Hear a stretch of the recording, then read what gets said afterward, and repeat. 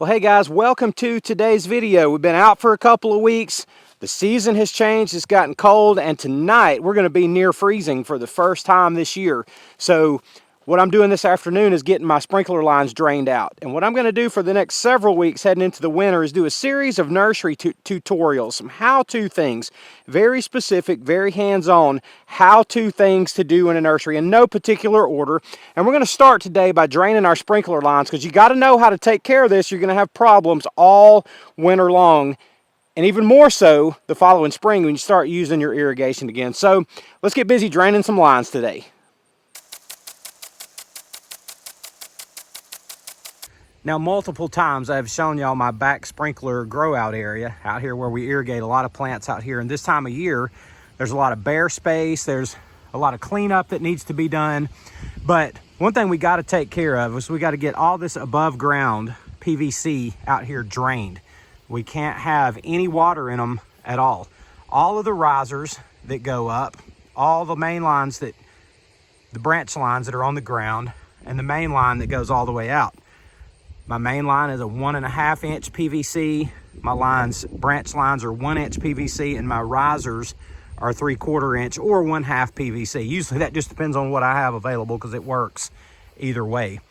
So just to show you how much water comes out of this, that is 20 sprinkler heads running at a time. And we grow probably 4,000 to 6,000 plants right out here, just in this area alone, every year in this area. So it covers a pretty good sized space. So the way that I have set up my irrigation area out here, main line, and I turn it on and off right here, and then it goes underground here, and we'll get to this part in just a minute. But I turn my water off right here. So from this point forward, everything out this way is on top of the ground and needs to be drained. So let's go down to this end of the line and let me show you exactly how we do that. Now this is a look down the lines coming this way. My valve is right there at my fingertip. One of the lines coming down here. Gonna walk over this way, and you see another line coming down this way, and so on. One more line, then one more line. So I have a total of 4 lines, 5 sprinklers on each line, total of 20. And down here on the end of the line, each one of these, I just have a valve, and it's a valve to nowhere, but it's actually a drain. So it's really easy to do because these parts are readily available, just these simple PVC parts. So look, we're just gonna drain this pipe. And when I do that, all that water just comes rushing out of there. And whenever that entire line is drained out, that's going to stop. So every one of these risers here that has a sprinkler on the top, they're all full of water, and that water is just slowly draining down and out the end. So draining out that line, you can see that valve and all that water coming out is in the open position. And when that gets finished draining, I'll just leave that in the open position all winter long, or until the next time I need to water. I may need to water some during the winter, but if I don't, I'll just leave it. And just move down a few feet down here to another line, and I'll come down here and do the same thing with this valve. Open it, and here comes all the water out of that length, all those risers, and the main header that's up there, that line, all that water will find its way down these. So there's no separate drain on those lines. Now, in no way am I telling you that this is the way or the best way or the professional way to build a sprinkler system with drains in it. You can have PVC fittings that have threaded screw out plugs to drain with. I just find these valves are really, really easy to use. And if you ever need to extend your irrigation system, you can just put irrigation pipe, more PVC pipe, right in your drain valve and extend it on out. So doing it this way, it's just easy, it works, it makes sense, and anybody can do it, and it'll make sure that these pipes don't freeze and break during the winter. Now back up here at the top of the hill, the main line, valve, and then let's talk about this part right here, just this little stretch here that goes underground. I'm just gonna walk back this way, and about 10 feet over this way, I have a box right here, just a simple valve box. And here you can see there's my main line going over there that we just cut off 10 feet that way. And coming back this way, I have a valve here, so I can close that off. Okay, so that's completely closed off there. So now there's no pressure on this line, and I have a drain right here. And I just put this drain here just for the purpose of emptying out this line. A little bit of pressure on it there, and you can see the water just kind of gurgling out of there. And there's not going to be a whole lot of water there, but enough that it could have caused a problem had I left it sitting in the pipe. So this pipe will be basically completely dry. It may have a little bit of residual in it, but the pipe certainly won't be full. And this little section will be done.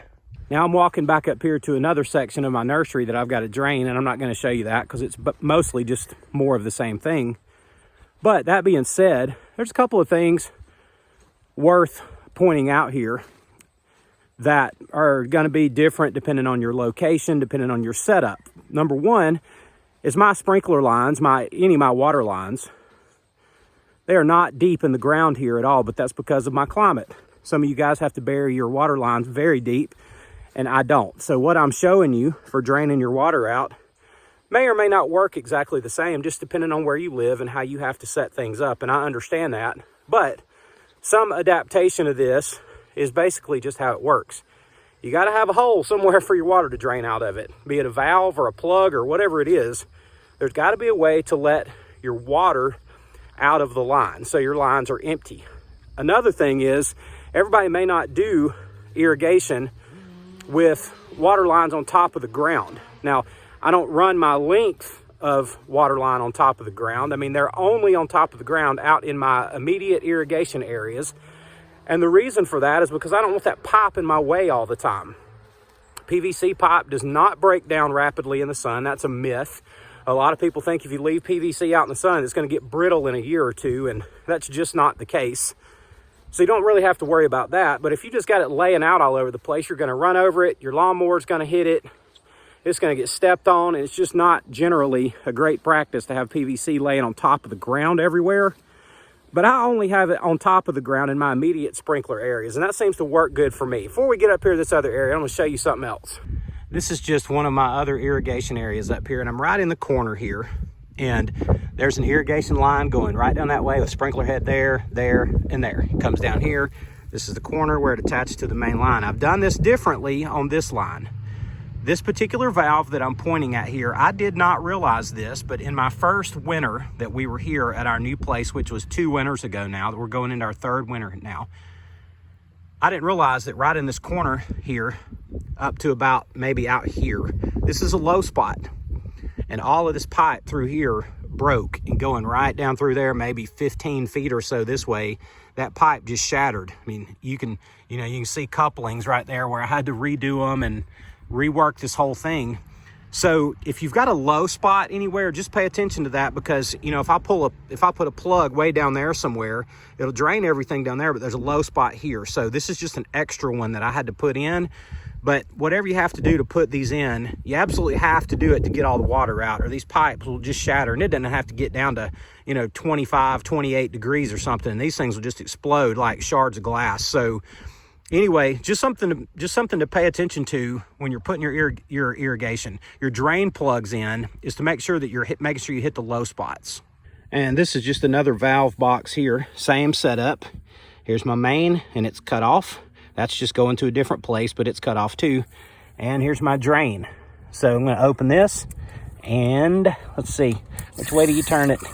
There's gonna be a lot of water come out of that one, because this one is draining a lot longer line. And it'll fill this box all the way up with water, and that's okay, because it'll just seep right out into the ground. But by the way, if you're a place that has black widows, they love inside these boxes. So always look in there and just check for that kind of thing. But yeah, that's how we do our winterproofing on all of our irrigation, is just about something like this. And it's a really, really helpful thing to know if you get freezing temperatures in the winter at all. So that's how we drain our irrigation. That's how we have our irrigation set up, and it's pretty simple. So for the next several weeks, we're going to do simple nursery tutorials, how to do this, how to do that, and keep these videos pretty short and keep these videos pretty simple and kind of put them all together in a nurseries tutorial playlist so they'll be all in the same place and easily accessible. So anyway, that's where we're headed for the next few weeks as we head into winter. Guys, I hope y'all are all doing well. Glad to be back with you again today. Thank y'all for watching. I love y'all, and I'll see you on the next one.